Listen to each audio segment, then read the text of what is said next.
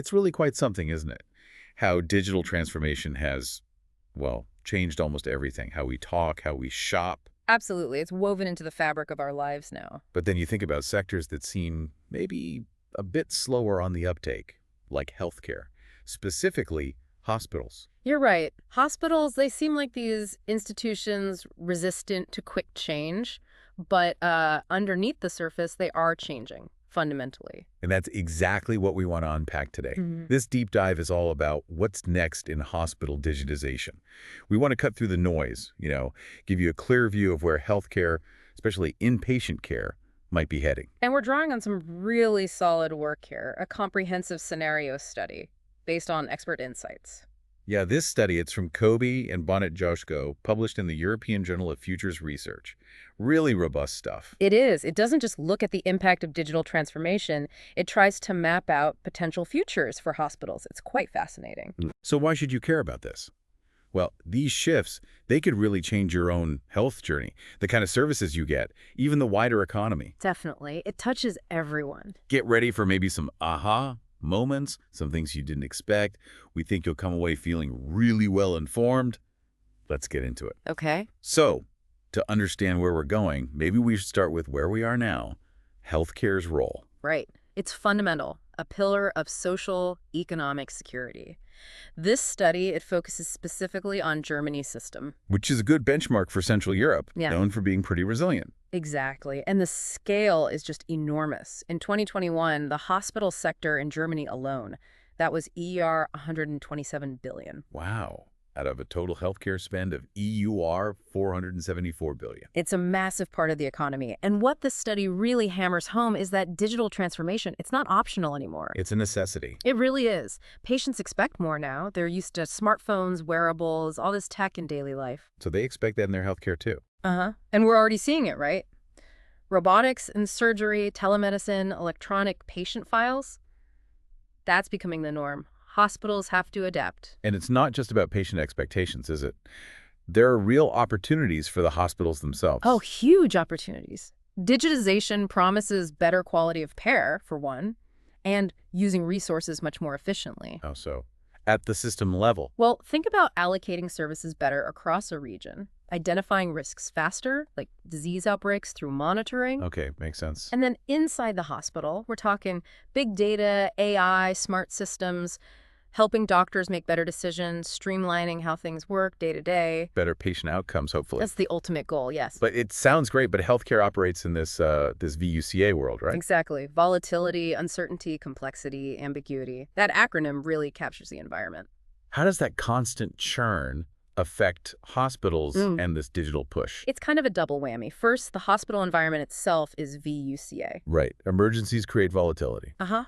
Pandemics, major accidents, then there's uncertainty from supply chains, economic shifts. Complexity from regulations always changing. Precisely.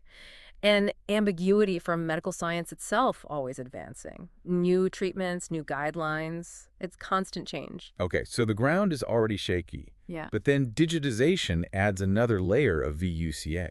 It does. You get volatility from new digital companies popping up and disappearing. Makes it hard to choose partners. Okay. Uncertainty comes from the huge cost of investing in tech and, crucially, how you get paid back for those digital services. Right, the reimbursement models. Exactly. Complexity ramps up when you try to connect systems, share data with external partners. It gets messy. And ambiguity. That comes from patients themselves. Their needs change. Their digital skills vary wildly. It's a lot to navigate. It really sounds like it. Which is why this study is so important, right? We have bits and pieces, studies on specific tools. But not many looking at the whole picture, how the entire way care is delivered might change, and what the concrete effects might be. So this deep dive, using this study, bridges that gap. It does. Using futurology methods, specifically the scenario technique, looking ahead to 2032. Projecting possible futures based on expert views. Systematically, yes. Based on solid insights. So how did they get those insights? They use something called the Delphi method. That's right, the Delphi technique. Could you break that down for us quickly? Sure. Think of it like a structured, anonymous conversation among experts. They give their opinions independently without knowing who said what. So no groupthink. Exactly.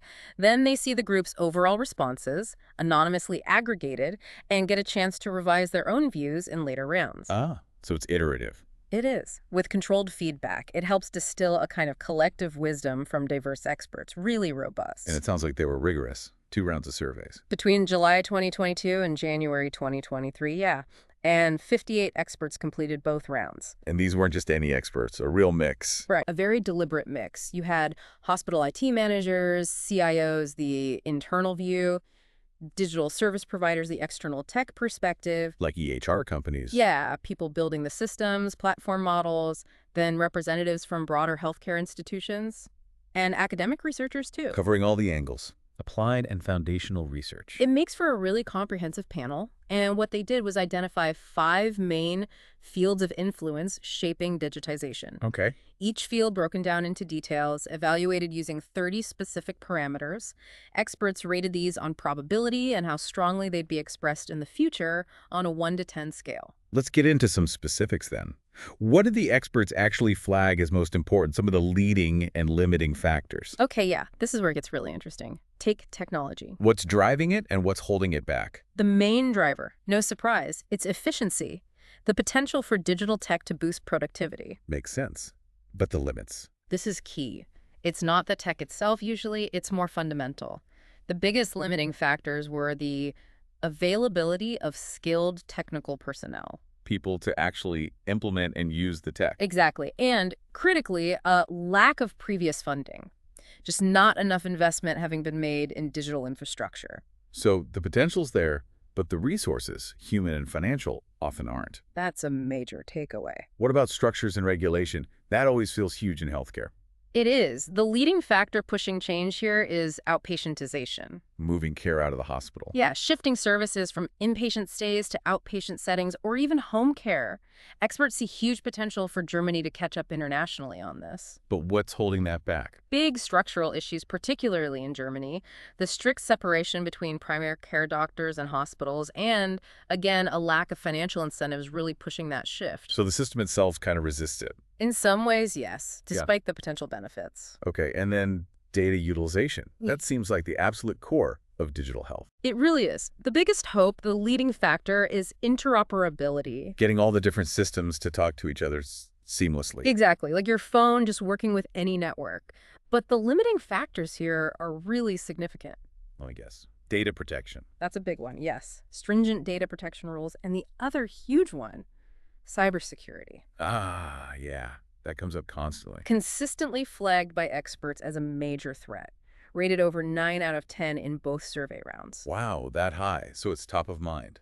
A major worry. A huge worry. It tells you how vulnerable these systems are or are perceived to be. And what's interesting is you said the experts were really confident in their ratings. Yeah. Low uncertainty. Remarkably so. Yeah. Very low uncertainty levels, which validates the careful expert selection and the strength of their collective insights. Okay, so they gathered all this rich data from the experts. Then they used some serious math. A fuzzy C-means algorithm. Sounds complicated, I know, but basically it's an objective way to group the data, to find patterns without researcher bias. And it grouped the expert views into 4 distinct scenarios for the future. Exactly. 4 visions, each defined by 3 things. The overall level of digitization, the amount of structural change in healthcare, and the potential for disruption. All right, let's walk through them. Scenario 1. Scenario 1 is called the stagnation point. And as the name suggests, digitization, structural change, disruption, all pretty low. So what does that actually look like for a hospital? Paint the picture. It's a future where hospitals are really struggling, Yep. bogged down by strict data rules, rising cyber risks, and that critical shortage of skilled IT staff we mentioned. Not much progress then. Very little. Low competition between providers, integrated care doesn't really take off. The bottom line is an extraordinarily low increase in digital maturity. That sounds pretty bleak.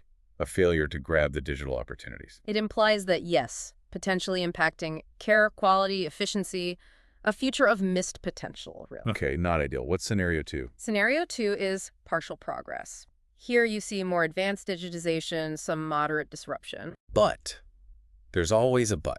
The but is that the fundamental structure of the healthcare system, it only changes partially. So hospitals get some new digital tools, but the underlying way things work doesn't change much. That's the idea. You get notable digital advances, but the big systemic issues remain. Not enough investment in the core infrastructure, no real payment incentives for digital care. Interoperability problems still lingering. Persisting, yes. Maybe some digital prevention efforts, but not realizing the full potential. It's adopting tools without transforming the system. A missed opportunity for deep change. Right. Okay, let's move to something potentially more positive. Scenario 3, internal transformation. Now this is different. Increased digitization, comprehensive structural change, and expanded disruption. And the internal part means? It means the existing players, the hospitals, the current providers, they drive the change. They successfully transform their own business models. Ah, so they adapt and lead rather than being disrupted. Precisely. The focus shifts to regional needs. Digital platforms and real-time data start to really manage the patient journey. And what of the workforce? A key element here is a big push for further education and training for healthcare staff, getting them ready. That makes sense. You also see profit-oriented private providers becoming more important, leading to more transparency about services and quality. It's an adaptive future, driven from within the current system. Okay, and finally, the really dramatic one. Scenario 4, external disruption. This is the most radical shift. High digitization, enormous structural change, and strong disruption. This is the one where the big tech companies barge in. Pretty much. New external players think Google, Apple, maybe Tencent enter healthcare aggressively. They disrupt the old business models. Wow. Digital platforms become dominant. They control patient flow. They create entirely new healthcare services. You see a massive shift of inpatient services to outpatient or home settings. Driven by tech, autonomous systems. Widespread use of autonomous systems, yeah. Value creation shifts dramatically away from traditional hospitals to the digital service providers. So hospitals become what? Just the physical buildings for complex procedures. Kind of, more like specialized hubs, diagnostics, monitoring routine stuff that increasingly happens digitally, maybe in the background of your life. Patients here are very digitally savvy. Wow, that's a completely different world. Healthcare, almost unrecognizable. It's the most profound transformation envisioned in the study. Okay, so these 4 scenarios give us possibilities. Yeah. But they're not predictions, right? They depend on choices, especially policy choices. Absolutely critical.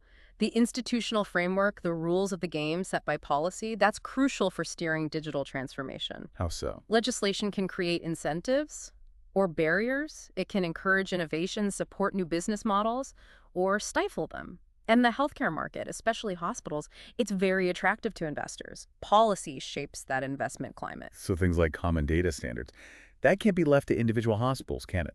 That's a key point from the study. It really needs higher level oversight, defining uniform standards for interoperability. Otherwise, you get chaos.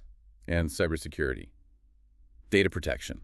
Ideally, centralized government bodies should take the lead on the overarching strategy and rules there. Let hospitals focus on care, not on becoming cybersecurity fortresses individually. Build a shared, secure infrastructure. That's the idea. But that brings us back to the data dilemma. This incredibly sensitive health data. Oh, it's a huge challenge. The study mentions the European Commission trying to create a common European health data space. Yes, the EHDS initiative. Which raises that massive question. Who should run these platforms? Private companies? Government? It's a fundamental societal question, isn't it? Balancing innovation and access with privacy and security. Public trust is paramount. Who do we trust with that data? A question we all need to think about. So with all this flux, these scenarios, how do decision makers actually prepare? The study suggests a resilience model. It's about being ready. 2 phases you mentioned. Yeah. First, preparation. Understand the risks and opportunities in each scenario. Don't bet on just one future. And second, Reaction. Develop flexible plans. What do we do if a disruptive new tech appears? Or if there's a sudden policy change? Or a labor shortage? Or a big cyber attack? Or a key digital provider goes bust? prepare for shocks, basically.